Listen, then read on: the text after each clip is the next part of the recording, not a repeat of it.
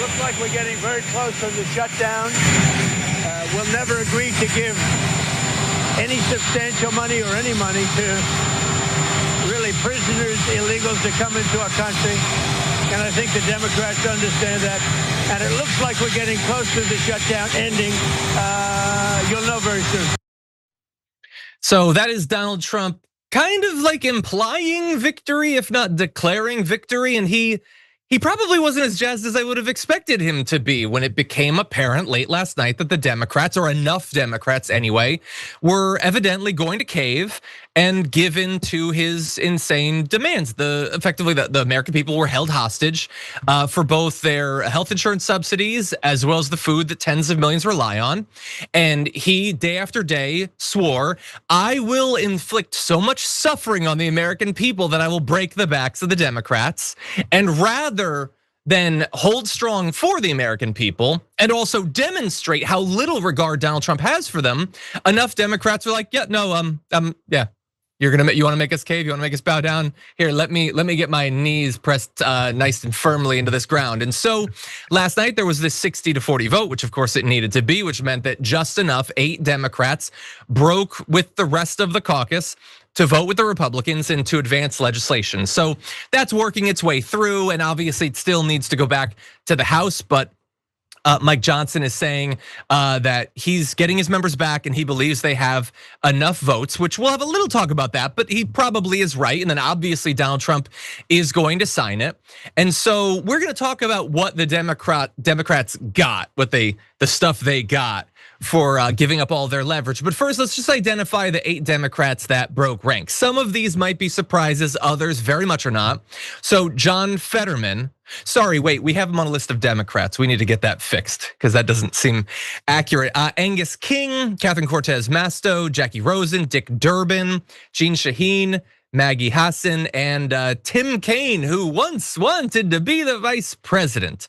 Now, there's a lot of things that are different about these Democrats. One of the big ones is that basically none of them are up for re-election in 2026. And so they feel like they can cave and there won't be immediate, like retribution.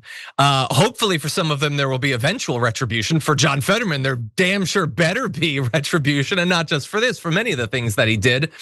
But anyway, JR, before we get to what the Democrats got, I was expecting, I think most of us were in for the long haul, that we would get past Thanksgiving, maybe past Christmas, as the shutdown continues, and it is already the longest in history, at least for now. Stay tuned for a year or two from now. But it looks like the caving has happened. What do you think? I mean, the Democrats caving on this, and these 8 senators that decide to cross over and given the permission to do so. I mean, it's obviously they're there to have some good faith negotiations with the Republicans, who for the past 40 or so days of this shutdown kept saying that they're open to not negotiating. In fact, gave a couple middle fingers to anyone negotiating. And as a matter of fact, said healthcare plan, what's that? And then when they brought up how people's costs were gonna skyrocket, they said things like, that's not gonna happen. That is right before then they said, yeah, that'll happen, but it's the Democrats' fault. And then when people started pushing and pressuring Mike Johnson, who was getting flustered, who was getting in front of cameras and repeating the same lies that everyone knew were lies. When everything was at the brink, like 90% of Republicans were cracking and even going on TV and saying, I'm pressuring Mike Johnson. I remember all that was happening.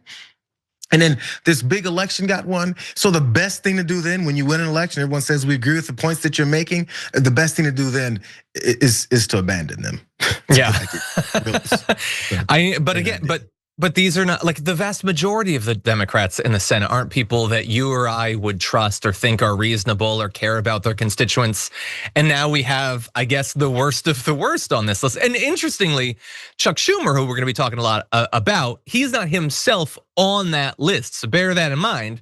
But 8 was enough in this case. And so look, we're gonna turn in a second to what they got. I will say there are 2 potential positives, I think, coming out of this that I don't think are why this happened, but there are 2, and I will, over the course of the show, reveal those. One of them in a little bit, one a little bit later on.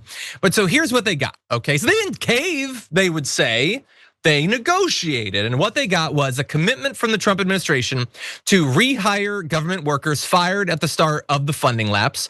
And that's set in stone. Obviously, Donald Trump would never go back on that. He's not a liar.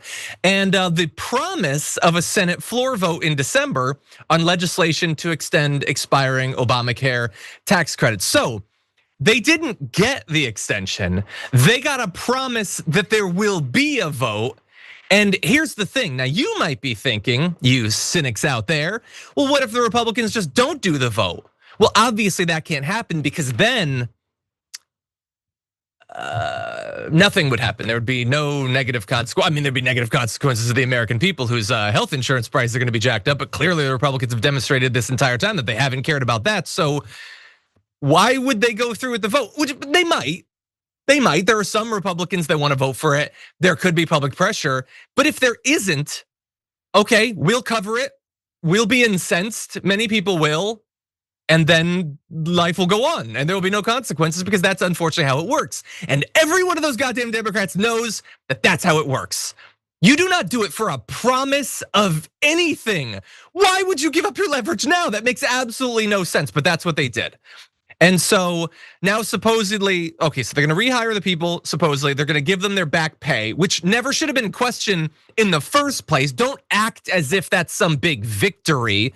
That is always how it's worked. And if it didn't work that way in this case, then you use that as yet another weapon to attack the Trump administration. So don't act as if you're some amazing negotiators or whatever. And so that's what they've got, by the way. And coming out of it, does Donald Trump seem like chastised at all, or like, hey, he got what he wanted, so maybe now he'll be reasonable? I don't know. I mean, this is what he put up on Truth Social. All air traffic controllers must get back to work now. Anyone who doesn't will be substantially docked. He puts in like, because he's never been a worker. He's never had his pay docked. For him, it's an abstract term that's never applied. It's docked. They taught me that word, docked. He says, for any who were great patriots and didn't take any time off for the Democrat shutdown hoax. I get him calling it the Democrat shutdown.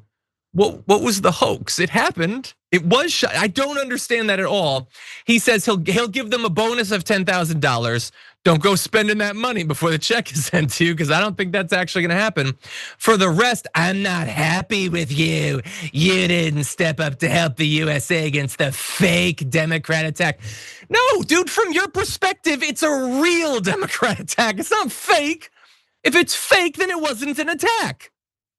I don't understand him at all. It was only meant to hurt our country. Again, they were holding out to make sure that people's health insurance costs didn't precipitously go up, which they will now, by the way. That might be getting lost in this. Those health insurance increases are going to happen, at least for a little bit, and most likely forever. So bear that in mind.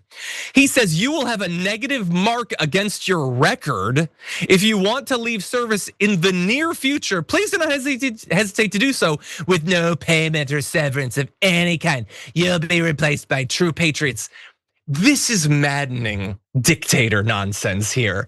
Like, because these people didn't want to work endless hours for no pay, they're not patriots. And so they will be punished in his mind because they didn't play along with his desire to reopen the government while not ensuring that people's health insurance costs don't go up, including possibly some of them, by the way, JR.